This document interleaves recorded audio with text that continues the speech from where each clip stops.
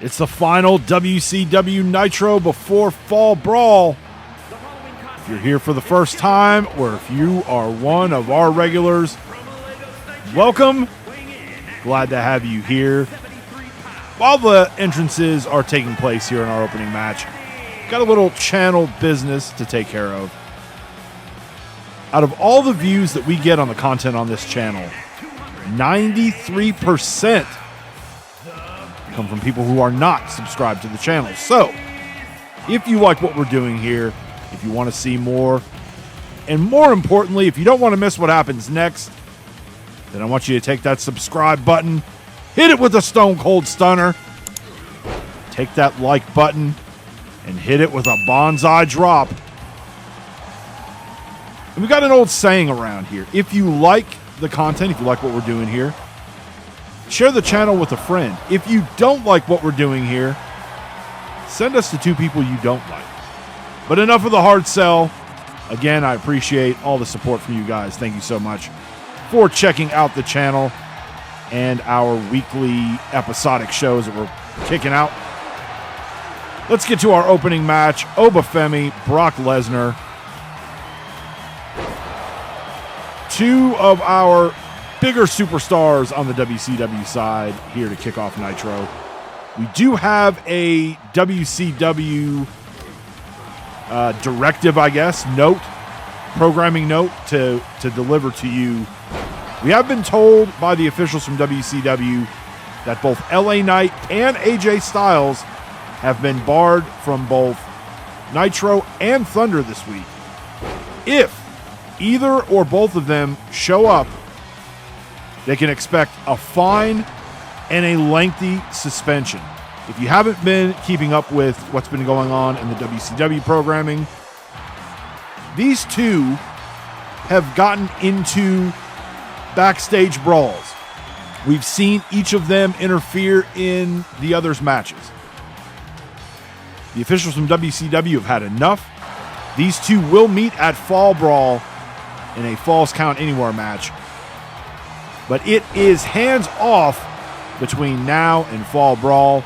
So hopefully the shows will go off without those two, thankfully, getting in some extracurricular activities in the back. Brock Lesnar with the F5 picks up the win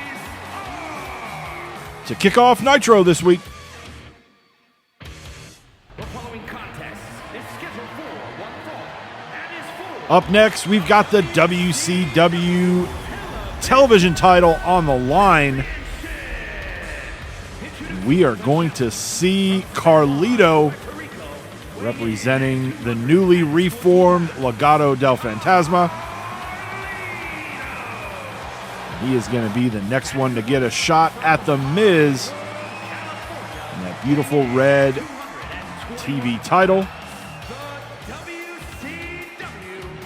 A lot of issues with Carlito over the last couple months. Obviously, we know when he made his debut last month, we didn't really understand the significance of him coming in. Comes in,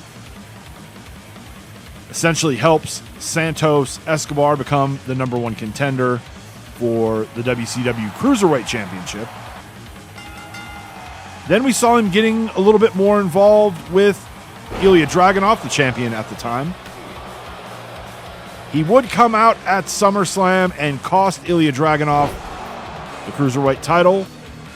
We also found out at SummerSlam that the reason for the partnership between Carlito and Santos is the return, the reforming of Legado del Fantasma. Coming out of SummerSlam, we did see Dragunov and Carlito meet in the ring. That one was started early, and it was all offense from the Mad Dragon as he would get a little bit of revenge defeating Carlito. Then last week we saw Dragunov get his rematch, and looks like Dragunov's in the ring. We have seen Carlito cost Dragunov a championship. And it looks like Ilya looking to return the favor here on Nitro this week. We know how The Miz operates. He is not going to turn down a helping hand in any way.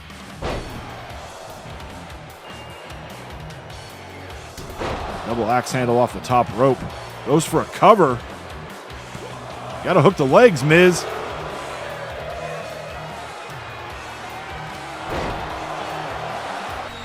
Again, I guess elbow drop off the top rope.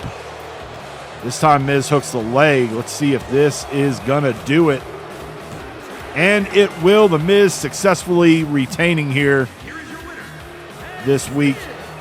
Again, like we said, Carlito did cost Dragunov the Cruiserweight title.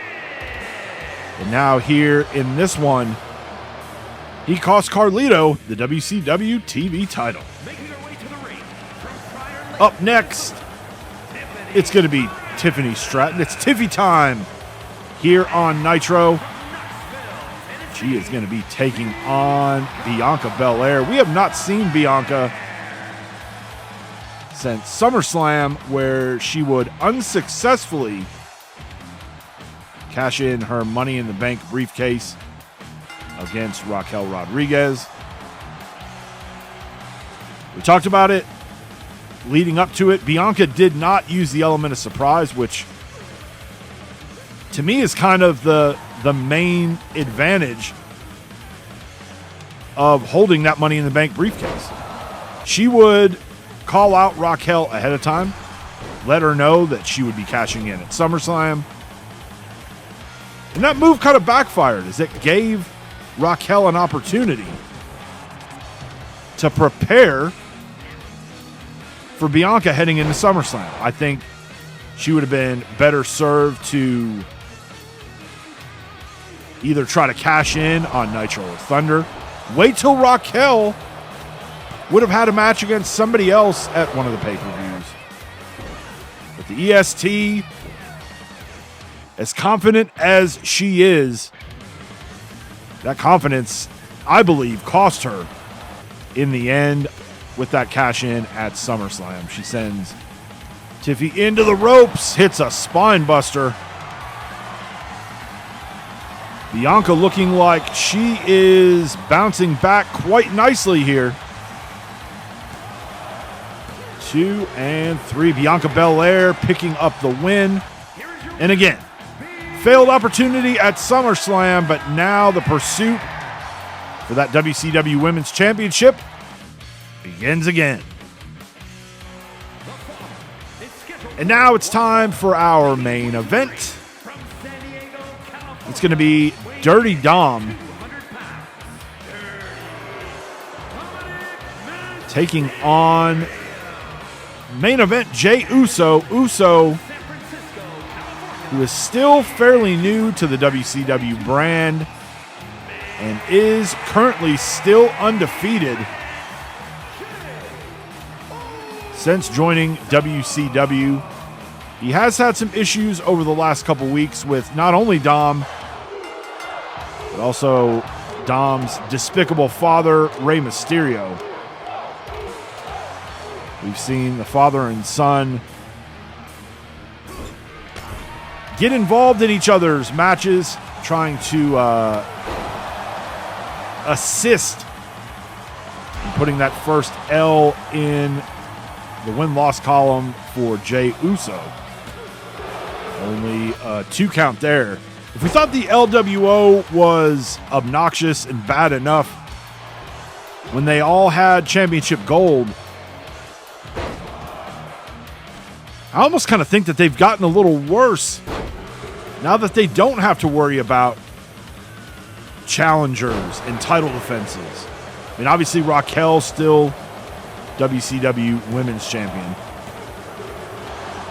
And I don't really know what the focus on Jey Uso is. Maybe because Jey is new to WCW. He ended his time in WWE as the WWE World Heavyweight Champion. So maybe they're trying to eliminate someone who could be a problem for them down the line. Headbutt there off the top rope. only gets a 2. That was about a 2 3/4 there. Jey can't believe it. Uso splash off the top. I think that's going to do it. 2 and 3. Main event, Jey Uso in our main event. Your winner, and there is the LWO music. Jey keeping an eye on that ramp, but Despicable Ray will attack from behind. Referee wisely getting out of there. Nobody out there is surprised. This is what we've come to expect from the LWO. As Ray goes under the ring and brings out a chair. This is not going to be good for Jey. Cody Rhodes out to make the save. Jey, with no friends or alliances here in WCW, gets a huge save this week from the WCW World Champion.